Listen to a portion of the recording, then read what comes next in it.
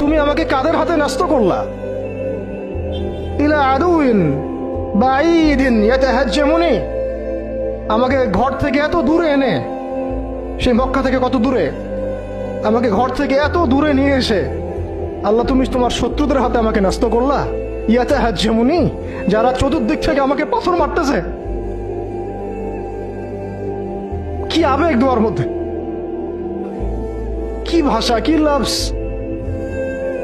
ইলা আদুইন বাঈদিন ইয়াতাহাজ্জামুনি, তুমি আমাকে আল্লাহ ঘর থেকে বের করে এত দূরে নিয়ে আসলা, শত্রুদের হাতে সোপর্দ করলা, তারা আমাকে চতুর্দিক থেকে পাথর মারতেছে।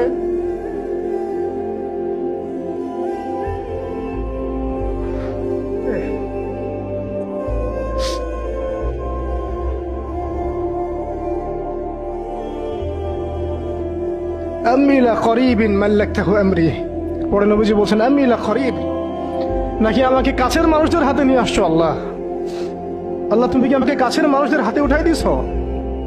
মাল্লাকতাহু আমরি, যারা আমার ভালো মন্দের কাজের মালিক হয়ে গেছে। এইভাবে দোয়া করতে লাগলেন নবী সাল্লাল্লাহু আলাইহি ওয়াসাল্লাম। যায়েদ বিন হারিস রাদিয়াল্লাহু আনহু শামিল আছেন এখানে। তারপরে নবীজি বলছেন ইল্লাম তাকুন সাখিতুন আলাই ফালা উবালি, আল্লাহ এত কিছুর পরও যদি তুমি আমার প্রতি অসন্তুষ্ট না হও, আমার কিছুই যায় আসে না।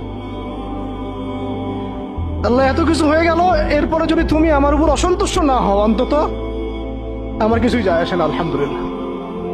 ইল্লাম তাকুন সাখিতুন আলাই ফালা উবালি, তুমি যদি আমার উপর আল্লাহ অসন্তুষ্ট না হও, তোমার কাছে আমি ঠিক থাকতে পারি, তোমার কাছে আমার অবস্থান ঠিক থাকে আল্লাহ, ফালা উবালি, আমি এসবের কোনো কিছুর পরোয়া করি না। কিভাবে বুঝবেন এই ভাষা শব্দগুলো?